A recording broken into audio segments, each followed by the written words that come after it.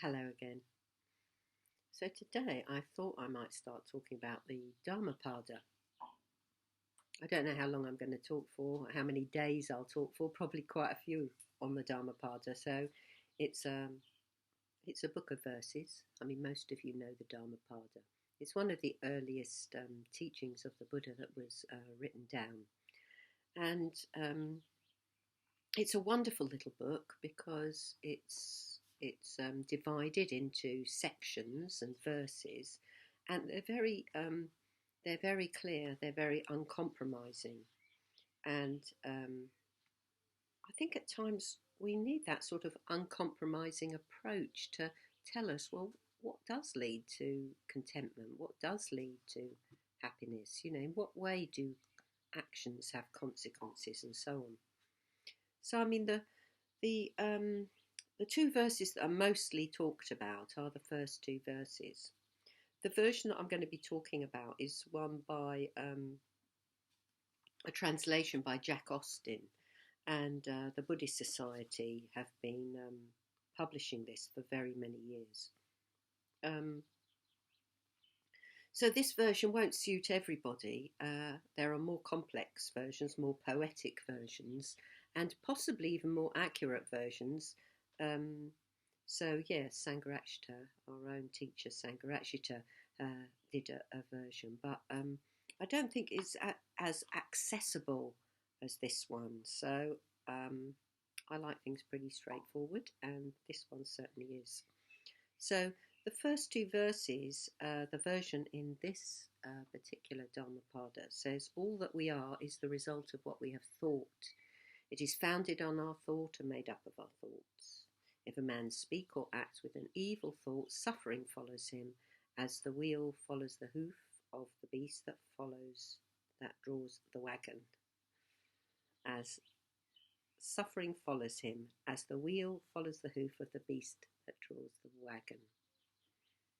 All that we are is the result of what we have thought. It is founded on our thoughts and made up of our thoughts. If a man speak or act with a good thought, happiness follows him like a shadow that never leaves him. So this first section is on the twin verses. And basically these twin verses are telling you a good outcome and an unpleasant outcome. And it's completely up to you which one you choose, which way to behave. Which sounds terribly simple, but actually I think there's so much truth in it. So it matters what we think.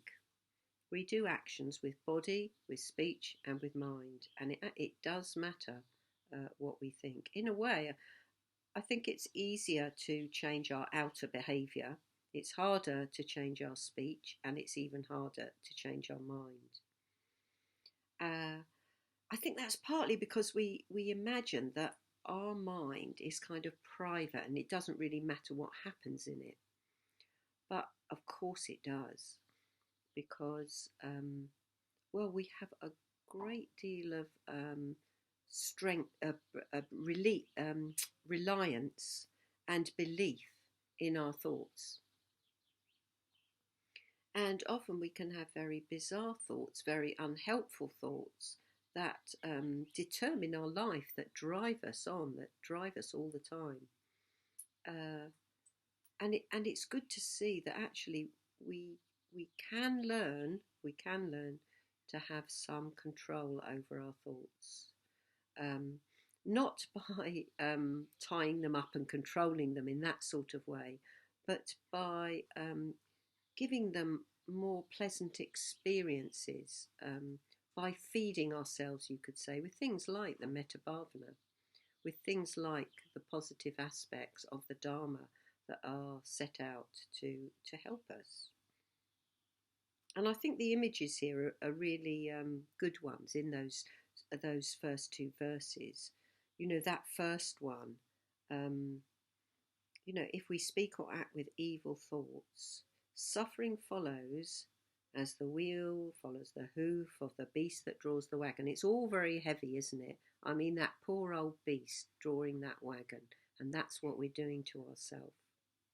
And then there's a real contrast in that second verse. You know, if one speaks or acts with a good thought, happiness follows like a shadow that never leaves him.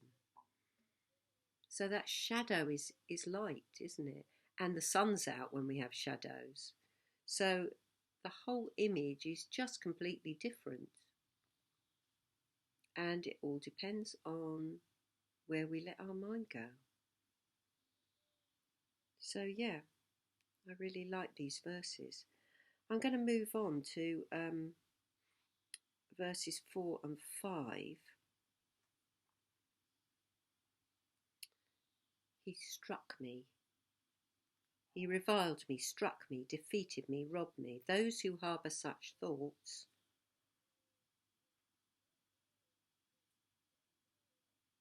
in those who harbour such thoughts, hatred will never cease. He reviled me, struck me, defeated me, robbed me. Those who harbour no such thoughts are free from hatred.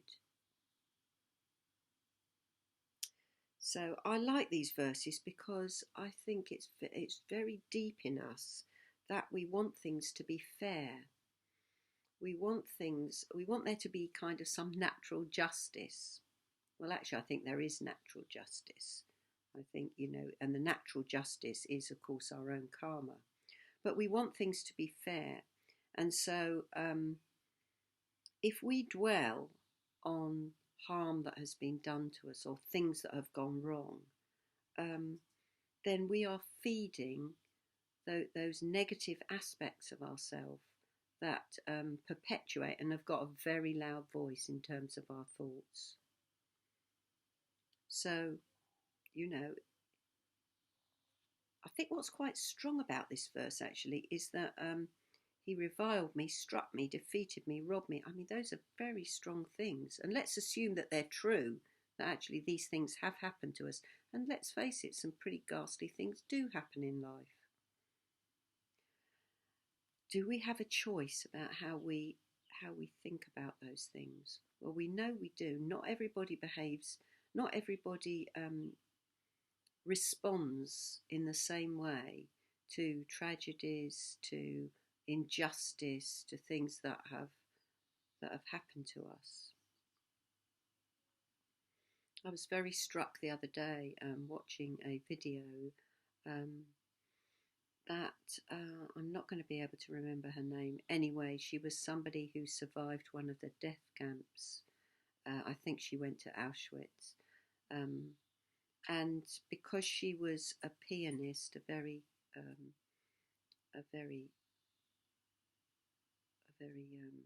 wonderful pianist, basically her life was saved. So she played in the camp's orchestra. And she was one of the happiest people I've ever seen. She was 109 years old, still playing the piano. And one of the things she said, I love people. I love people. And wow, she could easily have hated people for the rest of her life. She could have been suspicious and bitter and so on. And there was none of that in her. She absolutely enjoyed every minute of her life. And it was a real example, because often we're not able to forget the past and things that have happened to us, and they play on our mind forever. And what we have to realise is there is a choice. There is a choice. It's not always an easy choice. A lot of work has to be done sometimes to overcome real injustice and painful things that have happened to us, but it can be done. Just a word about, all the way through the Dhammapada and through other texts, there's reference to he. And I know some women feel very up in arms about that, that it's not she or he or she or today even it. But, the word man used to refer to mankind. And we have to remember that also, that the Buddha was talking to monks a lot of the time.